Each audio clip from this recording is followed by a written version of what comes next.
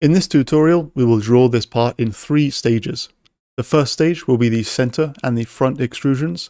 The second stage will be the rear features. And finally, we'll input the through holes and the rib feature.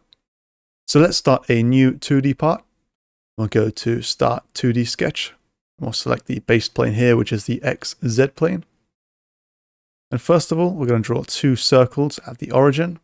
The very first one here has a radius of 30 mil. That's 60 mil in diameter. And then the concentric circle to that has a diameter of 40 millimeters. We can go ahead and extrude that profile there. And that is at a height of 60 millimeters, yeah, which is correct. We're then going to rotate that part. I'm going to draw a sketch on this plane here. So here we'll draw another 2 circles, and this will be the through hole here, which is 20 mil diameter. Then we'll draw another circle, which will have the arc in place, which is 23 mil radius. So that's 46 mil in diameter. Just use the horizontal constraint to make sure that that center point of those circles is horizontal with the center point of these circles. And then I use the dimension tool to dimension in between these 2 circles. We know that there's a dimension of 75 millimeters. And then we just need to draw in our 2 lines here. So draw in one line and the one down here as well. I'm going to put an equal constraint between those 2 lines as they are the same length. And then I'm going to put a tangent constraint in between this line here, this circle. And because they are equal, the same will form on the other side. And there we have a fully constrained sketch.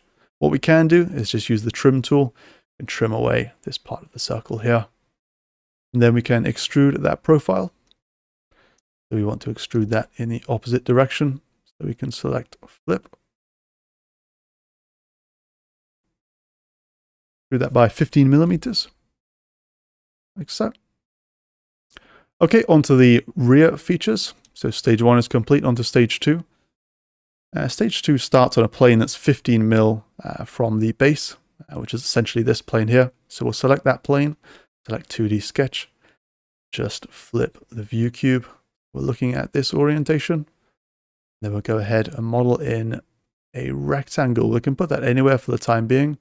We can dimension the height of that, which is 60 millimeters. I'm going to use the constraint tools here. So I'm going to use the coincident constraint between this corner point here and the center and the circumference of this circle here. And exactly the same on the other side. And there, these 2 lines are then tangential to this arc because this circle is 60 mil diameter. We'll then dimension the length of this arc here, which from the center point to the back is 75 millimeters. Press enter. And then we can go ahead and extrude that profile. That's in the correct direction. And yeah, the correct distance as well, 15 millimeters. We can then go ahead and start a new 2D sketch on this face here. So we'll draw in a rectangle. We'll start at this corner here. I'm going to use a collinear constraint between this flat line here and this flat line. And then we'll dimension between these 2 lines as 15 millimeters. And then we'll go ahead and put in one more rectangle like so. We'll just dimension this. So that is 10 millimeters. I'm going to put in a coincident constraint between this endpoint and this circle. Exactly the same between this endpoint and this circle. And then we know it's positioned in the center. We can then go to 3D model and we can extrude those 2 profiles there. So we'll select both of those. We'll extrude those at a distance of, that's 45 minus 15, so 30 millimeters. Press enter. And there we go. That's the rear feature. Now we'll start to put in the through holes at the back. So for this, let's rotate the model and we'll start the sketch on this face here. Draw in the 2 circles. Draw in these anywhere. I'm going to put an equal constraint between the 2. I'm going to dimension one of them as a diameter of 16 millimeters. And due to the equal constraint, they will now both be 16 millimeters. We know that the distance between the 2 center points is 35 millimeters. And then we know they're positioned in the center. So we can distance the center point of this circle to this end point. Sorry, to that end line as, so that will be, it's open brackets for this. So 60 minus 35. That will be then halved. And then we use the horizontal constraint between the two center points to ensure they're in the correct position. Then finally, we'll just dimension them from this top line here, which is 15 millimeters.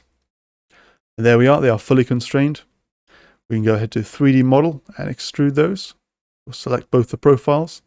Then we'll select the cut option. And under distance, we'll select 2. And if we rotate the model, we will extrude to this face here. Press OK. And there we have our 2 through holes.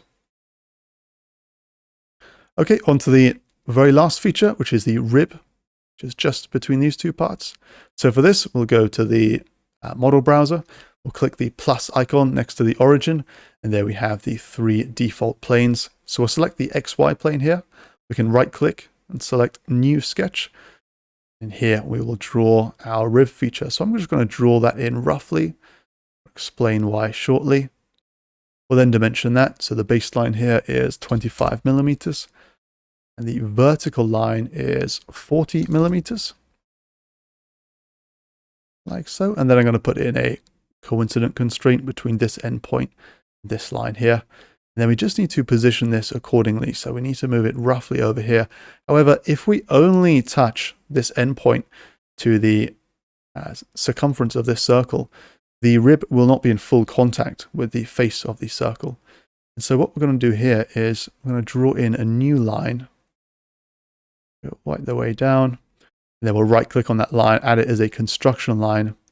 We're going to dimension. I'll just rotate the model here. I'm going to put a dimension between the endpoint of this line and our newly found construction line. Input there 0.5 millimeters.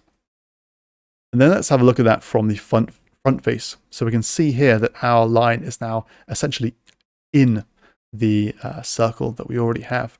Let's go ahead and extrude that. Select that profile. Under direction, we'll select symmetric. And under the distance, we can see here that the wall thickness is 10 millimeters. Then we'll press enter. And as you can see here, because the sketch was inside this geometry, we've now got this nice arc going on here. If we go to the home view, you can see we have now completed our part. If you have any questions about this tutorial, please post them in the comments section and I will answer as soon as I can. Thank you very much, and I'll see you in the next tutorial.